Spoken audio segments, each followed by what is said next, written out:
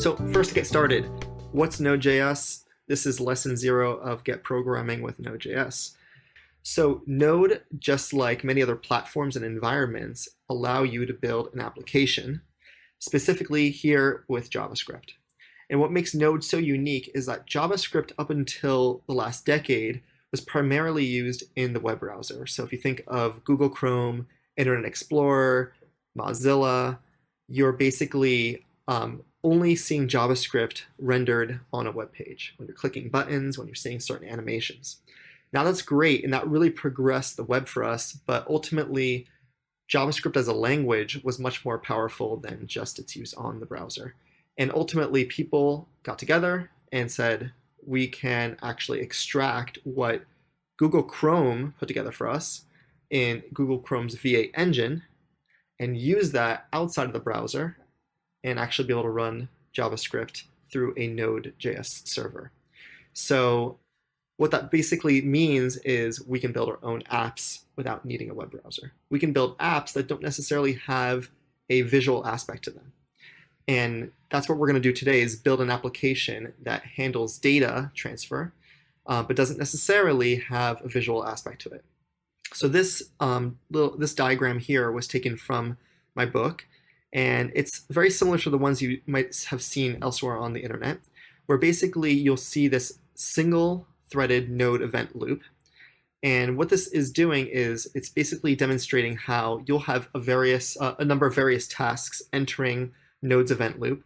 And this single thread, which basically means that you're not using a lot of your computer's resources to handle these tasks, the single thread will loop. It will just continuously be running for as long as the Node application is running and handle various things like timers, specific task callbacks. So if you're basically saying, I want to get data from the database, and you're waiting for that data to come back, instead of holding up the whole application, you just wait for an event to come into the queue saying that the data has been fetched, the process is complete, and you basically execute that callback and you just keep going.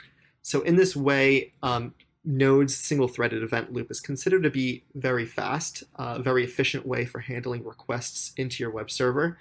And in particular for APIs, which we'll see in a second, it's great for building microservices, for communicating with a variety of applications that are all interconnected but have individual specific tasks.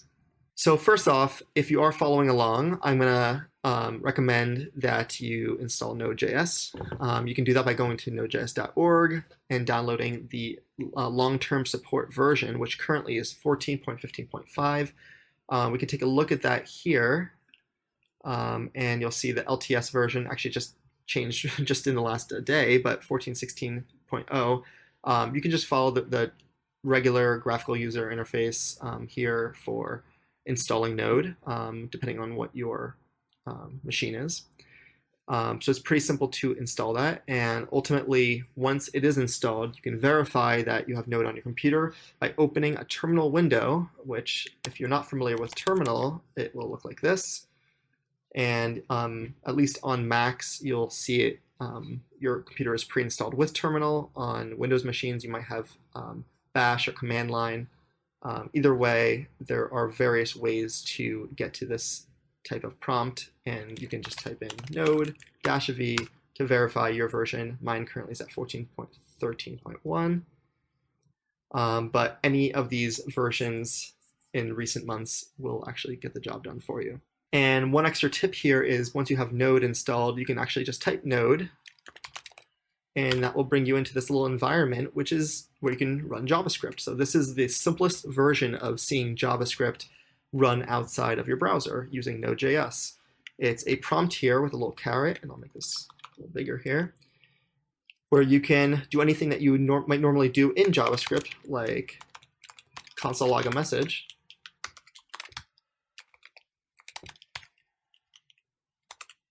There we go. So we have the print message there, or define a function. So we can say something like let add two numbers be taken x and a y. Oops. And then we can just return the result of x plus y for one. Doesn't do much other than give us the same addition features that regular arithmetic gives us, but then we can just say add 8, 7. We can already see the result preemptively printed there is 15. So this is just normal JavaScript with a new arrow function syntax as of ES6, and we can run it here in our terminal window. So if that's new for you, then I recommend practicing in that environment. So next up, we're going to look into APIs. So what's an API? Application Programming Interface. And it's a way for clients, individuals or machines to communicate with an application server to get data. So how is this different from a normal web server? It's very similar. The only difference is, like I said earlier, there isn't necessarily a visual aspect to an API in general. An API will basically return data to the person requesting data, which could be in the format of HTML, it could be in XML or JSON or a variety of different formats, including plain text. So just like you might send a text message with plain text, you might receive that from an application server as well. And basically, in summary, it's a structure to handle requests in specific formats. So this diagram below is also from Get Programming with Node.js, and it's a very simple diagram to show that there's a two-way street between the client and your server being your computer or some sort of computing machine where your application sits. It will take in a request from someone saying, I want some sort of data. Maybe it is an image sharing application where you're saying, I want to see this image. That is a request going out to the server, and the server will be able to return that image back to you. It might be some form of text. It might be a book. It could be a video stream. And that might be an ongoing connection where you're getting fed every little bit of video in that stream, but still is a way in which the client can communicate with the server and get data back. So it's pretty simple as far as what that communication looks like. It's a request and a response. So what do we care about in the request? So there's a few things. There's a few ways that you can basically ask for data or modify data. Outside of video streams and open connections, there are a few basic ways to communicate with the server, and that is through a get method, post, patch, put, and delete. So these are a few different types of request methods. The most common one you'll see is get, which is basically saying, I want to see this data in some form. Every time you go to a web page in which you're not filling out a form, you're basically making a get request.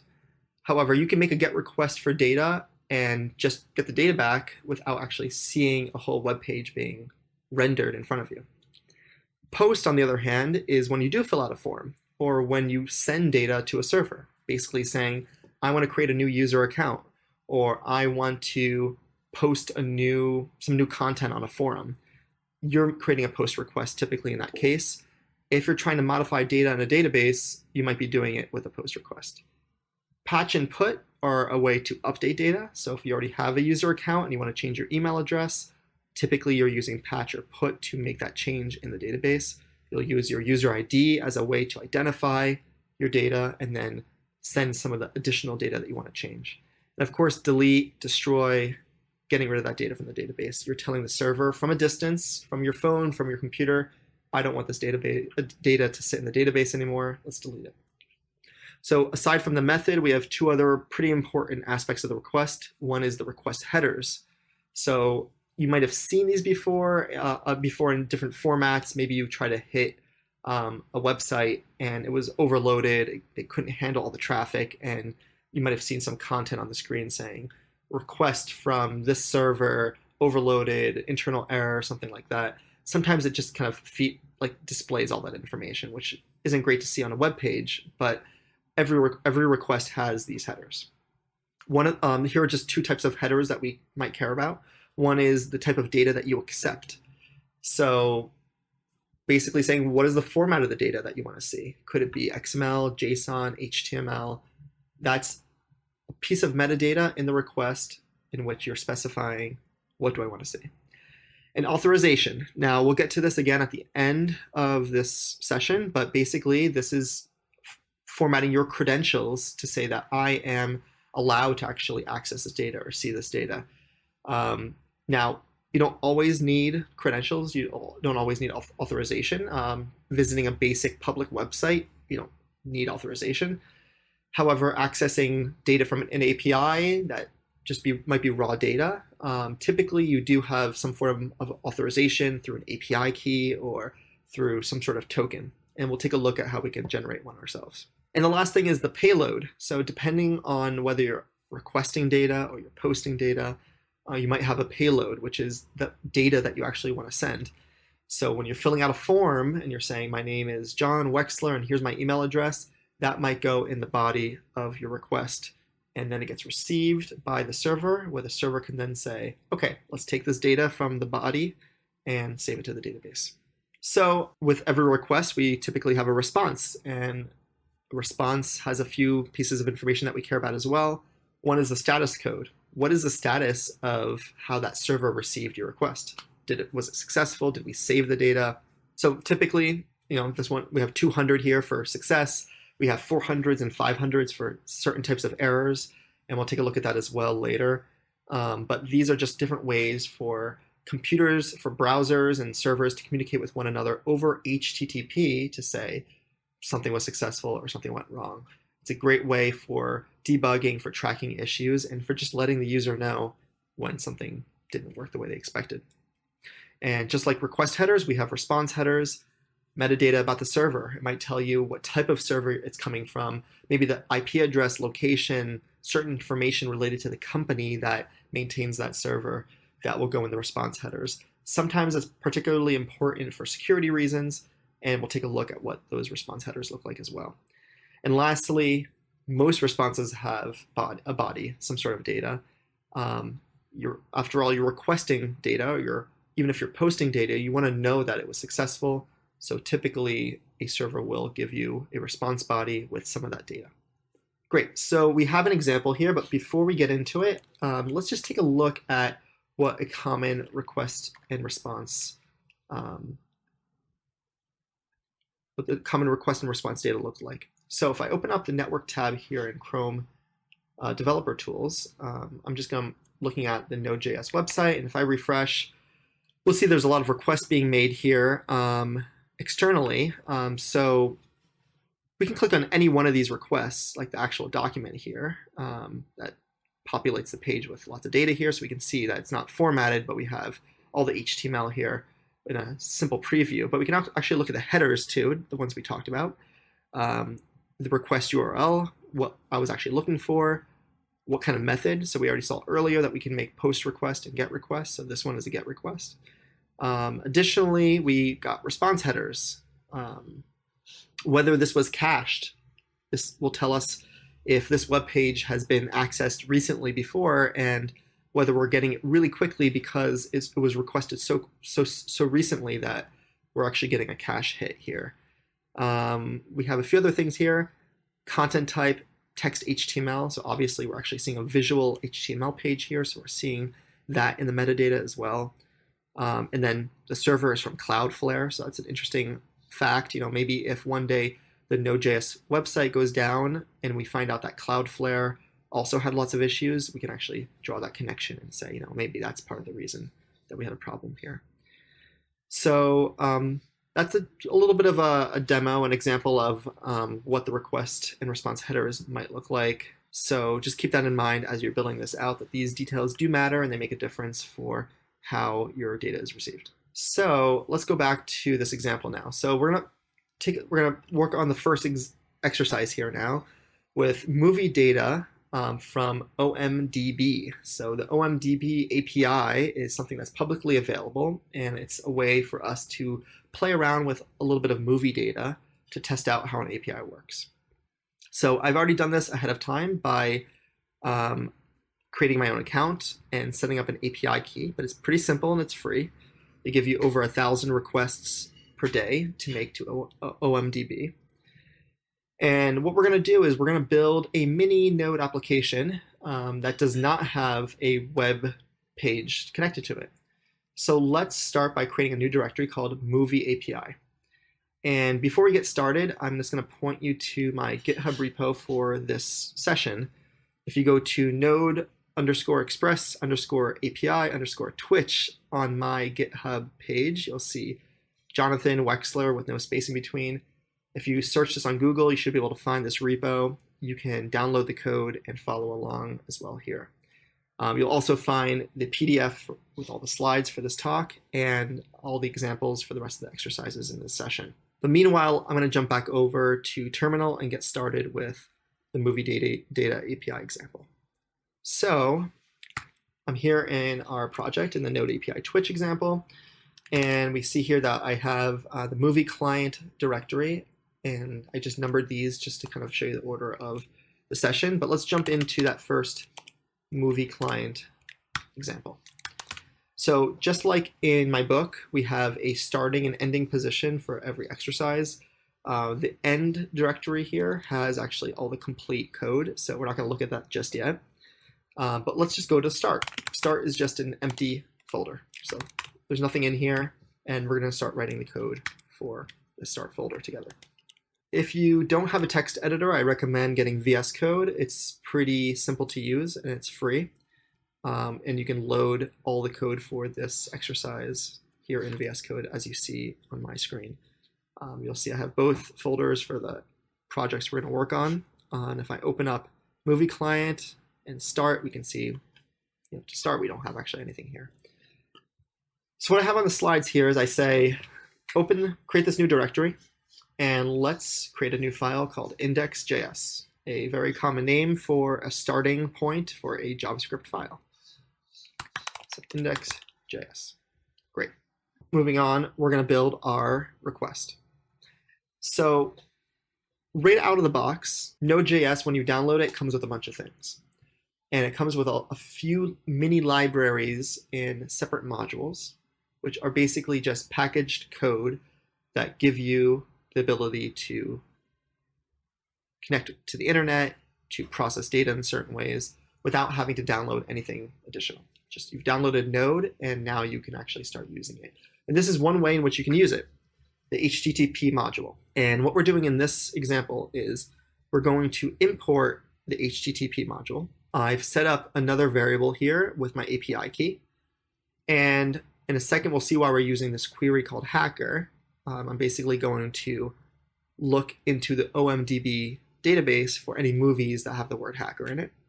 And then I have my URI set up, and we'll talk about breakdown of a URI in a second too. But basically what we have here is we're hitting the OMDB API, and we're providing our API key, which is unique to every user that gets approved by their site, and we're appending a query to the end of that URI.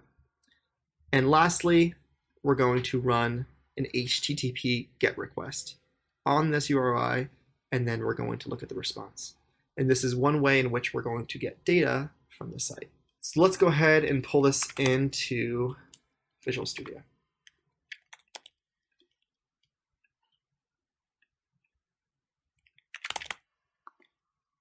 Oh, that did not format great, so let's just grab it here.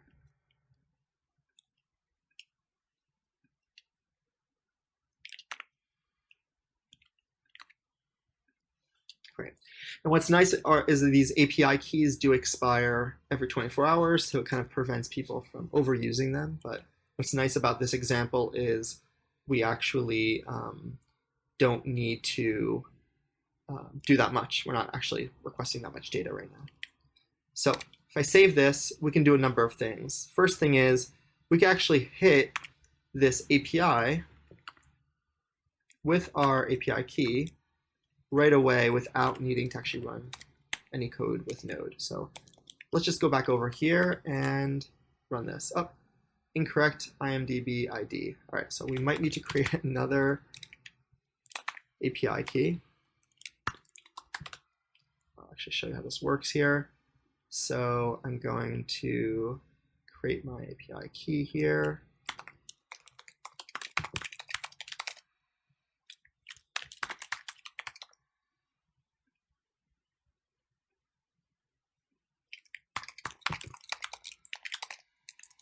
If you haven't done this process yet, I recommend doing it now. And I'll say it's a demo for Node here and we'll submit. Oh, Okay, so it's not. Okay, we can just do another one here, and we'll just.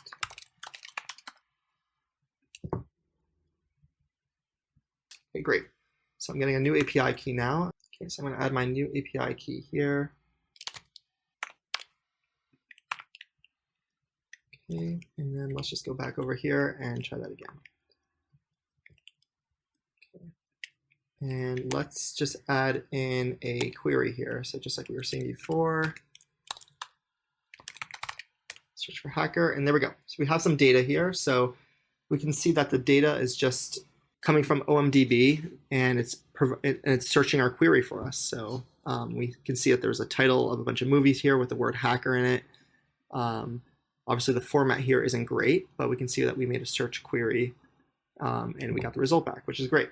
So maybe I want to take this data and modify it in some way. I don't necessarily just want to see it on a web browser. So let's go back over to our mini app here. So index.js, we're basically saying, do the same thing that the browser did and create a GET request to the same link. But this time, let's accumulate all of the data that we're getting back and print it. And this is something that is unique to how we're making this GET request with HTTP, is we're getting chunks of data. So even if the data is really small, what we need to do is append each chunk, which is coming back as a string. And we're basically just building that up. And once we get our ending response, I'm just going to print it to the screen and parse it as JSON. So we saw that this is a JSON structure. So we're going to print that once we're done collecting all the data. So now we have our index.js, and I'm just going to write node index. And there we go. So same data, a little more color to it, a little more structure, and we can see that we have a search request and we have a bunch of results. A movie called Hacker from 2016, The Hacker Wars of 2014, another hacker movie from 2019, Kiddo the Hacker. So clearly being a hacker is popular enough that they'll create a movie about it. So there's a lot we can do here. We see that just like in this JSON structure, we can pick certain movies, like we can target this search term, and we can say something along the lines of, once we have the data here, let's look at search, and then let's take a look at the first one. And let's just print that out. Great. So we got our first result, so maybe we just care about that one. Or maybe we want to iterate through every result and just look at the titles. We don't care about the years. So let's see what we have in common between all these titles. So I might want to say, parse this JSON, but then I'm going to map on each of these and say something along the lines of item print item dot name. And we'll bring that back into our console log. Great. Oh, title, I think it was. Actually, let's take a look at what we had here.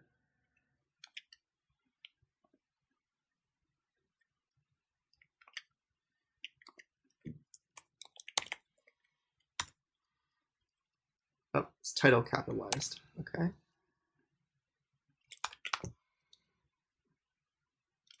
Let's try that again. Great. So now we just have a quick list of all the titles. We don't care about all the other data. But what's nice about this is that the control is now in our hands. We can modify this data however we like in particular.